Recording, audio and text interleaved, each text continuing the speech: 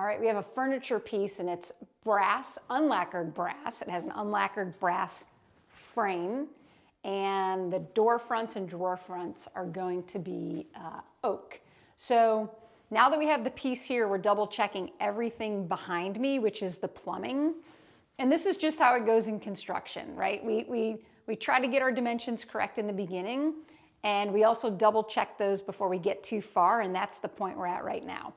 So here we have our wall mount plumbing fixture, and our furniture is going to sit at this pencil edge and a pencil edge over here, so 1 inch in from the side, from the corner.